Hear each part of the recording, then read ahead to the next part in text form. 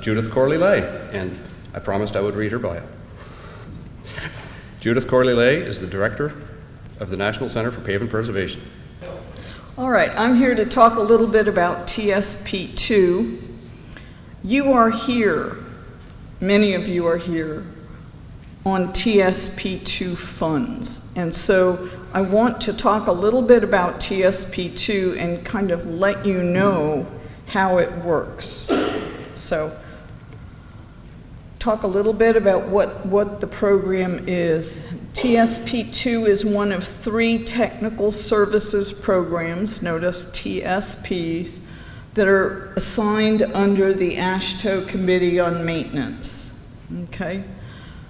The title of TSP2 is actually the Transportation System Preservation Technical Services Program. My understanding is that 3 gentlemen spent considerable time at a bar after 11 o'clock at night to come up with that TSP2 acronym. So we owe it all to them. The one thing about the TSPs that I wanted to share with you is that all of the TSPs are voluntary state contributions. Every state contributes money to AASHTO as part of their AASHTO dues. But in addition, they can sign up for these voluntary technical services programs on a voluntary basis every single year. They have to re-up every year. So it's very important for these partnerships that we get enough of those volunteers, enough states thinking it's worthwhile to continue the program. So now I'm going to talk a little bit about what happened, what 2017 was like. For TSP2, I'm going to talk about pavement and bridge. Look a little bit at 2018. You are, in fact, the first partnership meeting of 2018, so we still have 3 pavement partnership meetings to go this year. Talk a little bit about the pavement certification program. For those of you who were in the meeting this morning, Larry covered a good deal of that this morning. Again, I'm going to mention the research roadmap effort and then talk a little bit about the bridge product database. These are all programs that are under the TSP2 umbrella. In addition to that, the Emulsion Task Force is also under that TSP2 umbrella. All right, so what happened in 2017? Well, all of you, or many of you, were up in Portland, Maine last year for a wonderful meeting up there. It was my first trip to Portland, Maine, and I loved Portland. It was really a wonderful meeting. But then there was also a meeting in Alabama, Michigan, and Washington State. So a full year, 1 per region of those regional partnerships. The bridge partnerships also had 4 meetings last year: New Jersey, West Virginia, Colorado, and Minnesota. So a full program there. 47 states last year paid that voluntary contribution to allow those pavement and bridge partnership meetings to exist. So someone in your agency thought enough of the program to put in that voluntary contribution that allows you to travel on behalf of your state to the partnership meetings. In 2018, of course, we're here in Mystic, Connecticut this week. Next week, the National Center personnel will be in Biloxi, Mississippi for the Southeast meeting. September, we'll be in Portland, Oregon for the Rocky Mountain West partnership meeting, and we'll end that year in November in Madison, Wisconsin. It's going to be my first trip to Madison, Wisconsin. My first trip to Wisconsin, so I'm looking forward to it.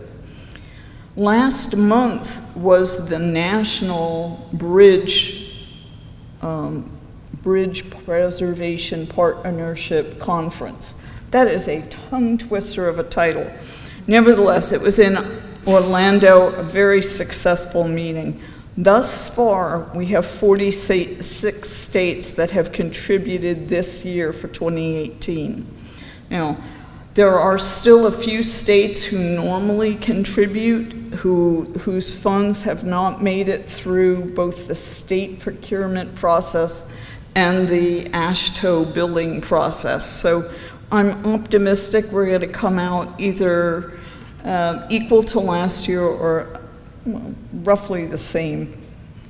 The partnership meetings tend to be, they each have their own little bit of a personal flair to them. This year, the Southeast Partnership is having field demonstrations. We have noticed as the center that it's becoming increasingly difficult to plan and arrange those field demos, even though when we can have them, they are hugely, hugely popular. So the Southeast is, in fact, managing that next week. All of the partnership meetings include the things that you all depend on, the state-to-state information sharing, the business meetings, technical presentations, and of course the exhibitors. So that's pretty common. I asked Zach to put together these collages for me of the partnership meetings. This is the one from Montgomery, Alabama last year. Because we were so close to NCAT, we actually had a field trip over to NCAT and looked at those pavement preservation test strips, which was great. What was the attendance like? Well, you can see the numbers there. Very well-attended meetings. You know, it's just, you might ask the question, why do the bridge meetings tend to have higher levels of participation than the pavement? And the reality is that in the pavement area, we have many, many different competing meetings. In the bridge maintenance area, this is their big meeting. So, and they really turn out for those meetings, and the people at the bridge meetings are very, very enthusiastic. I picked this one picture from the field demonstrations at the National Bridge meeting in Orlando. There were more than 600 attendees. We had more than 30 vendors in the outdoor demonstrations who braved an oncoming deluge of rain. We managed to get everybody at least one demo in before the rain came. One of the things they had at that national meeting that I think was excellent, and that I hope that the next pavement national meeting we do as well, each partnership selected, probably their board of directors selected what they considered to be the best presentation from their preceding partnership meeting, and those were all presented in one session. They were excellent. They were just great presentations, and it was held in Orlando, Florida, so very, very nice venue. Industry is an important partner to the partnerships. They pay fees to exhibit. They pay fees if they want to be a national member or a regional member. What is the value of that? Well, I've listed up here on both screens what the different partnerships, some examples of what they've done with the money that comes in, that's in addition to what those state voluntary contributions are. In the bridge partnerships, each partnership sends 2 people paying registration and travel and hotels to the subcommittee on maintenance, or the maintenance committee. Derek, I missed one. Oh well. those funds help keep the registration fees low for any additional attendees that come to the meetings. It offsets the cost of our receptions and our breaks and our meals and so forth. You know, if it weren't for those extra funds, we probably would not have nice little fruit kebabs and hot pretzels for break. You might get a package of nabs, which is DOT style snacks. And I did want to mention the Southeast Bridge, when they had their meeting in West Virginia, and they had a field trip to the underside of the New River Bridge, which was fantastic. So that was like a once-in-a-lifetime thing. And there's a picture from that meeting, and you can see everybody tied off making that traverse of the underside of the bridge. What are the challenges for the partnerships? This is common to all of them. It is hard to get local involvement, and when you move the meeting to the next state the next year, the locals from the previous year are usually unable to travel out of state to the next meeting. So getting consistent, recurring local involvement is very difficult. The Rocky Mountain West is the exception to that rule, and that is because there is a pavement preservation group that is just in that area that involves a lot of locals, and they participate. They had 38 local agency attendees at their 2017 meeting last year. And of course, just like the pavement preservation ETG, everybody who's doing the work is a volunteer with a full-time job that actually is a full-time job. And so everybody tries to do a good job, everybody tries to keep on top of everything, but that email from the boss back at the office is a constant pull for those officers. We encourage all the partnerships, the center encourages the partnerships to develop small research project ideas. You all have done that. You have done a number of little smaller research projects that you funded. In addition to that, though, you could actually submit those to TSP2 for TSP2 funding and not deplete your own account. I encouraged last year that you have a mid-year telephone meeting to keep everybody involved, and you all did that, and it was very successful. And then the other thing is, when you have task groups, have those chairs report on those monthly calls so that the activities kind of make progress. There's something about having to report that you haven't done anything that really kind of motivates you to do a little something every time. In 2019, TSP2 will be reviewed by AASHTO. AASHTO in their reorg has changed how that will occur. Instead of going to what used to be the Committee on Highways, we will now be reviewed by the subcommittee. I'm sorry, it says on materials. It'll be on maintenance. It'll be reviewed by the subcommittee on maintenance at their annual meeting. And so we will be submitting a report for their review and hopefully for an approval for a 3-year continuation.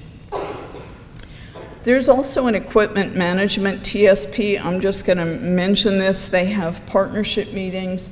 In that case, the Midwest and the Northeast tends to have joint meetings, Southeast, and then there's one in the West. 40 states paid that contribution in 2017, and 41 states have paid that contribution to date.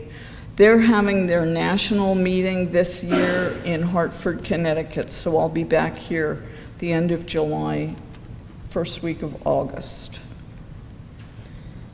Their meetings are also very well attended. and they are a very, very enthusiastic group.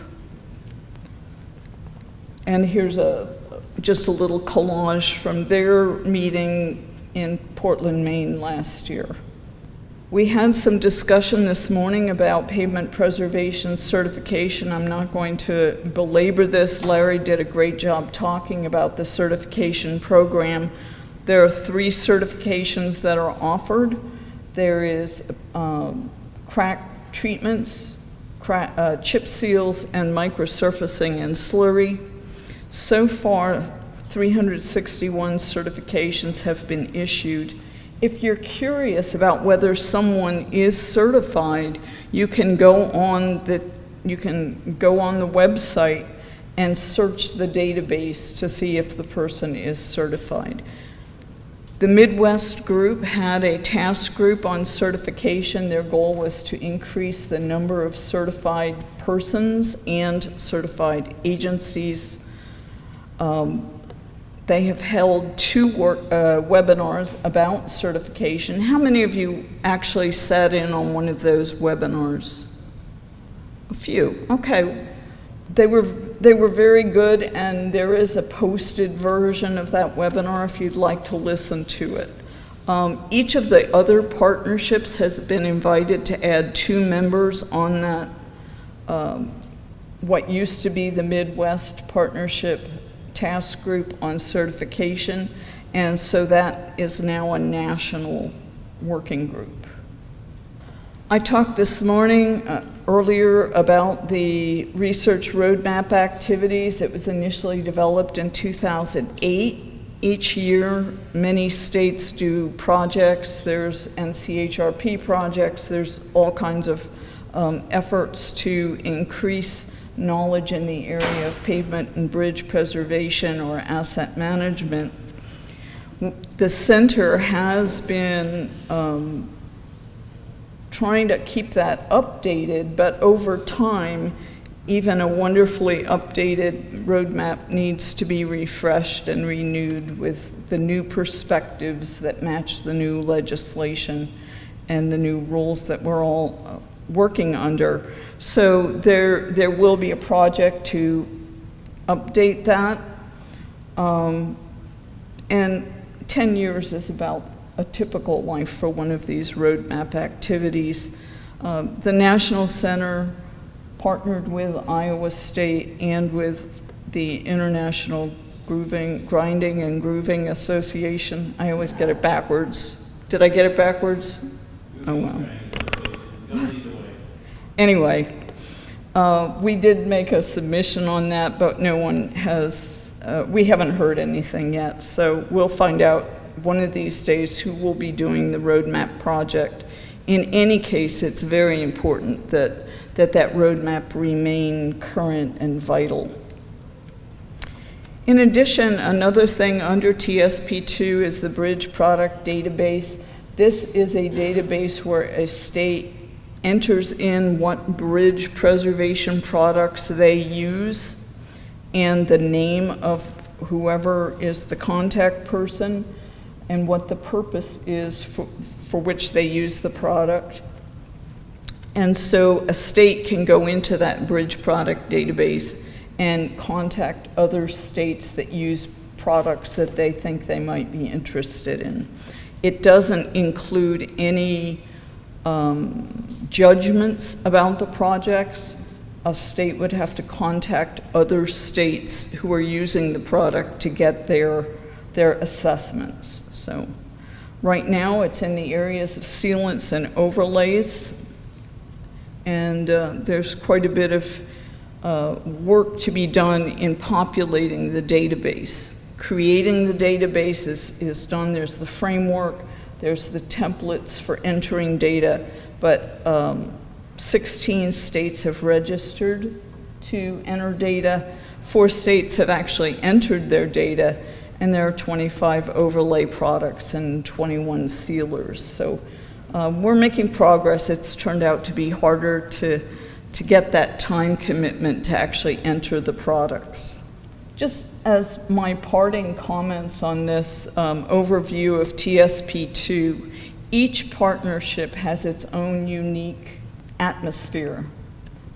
Your group always has the state meeting in the morning, which I really find very valuable. I took lots of notes this morning, but that is only a Northeast Partnership activity. And so each one is just a little bit different. Our work at the center is really focusing on the needs that are identified by the agency participants, industry, and the National Preservation Forums. We try and help to keep things going. The center, the National Center for Pavement Preservation has expanded. It started with just pavement preservation, then it expanded to bridge, and then to equipment management. So we are truly about about asset preservation at this point.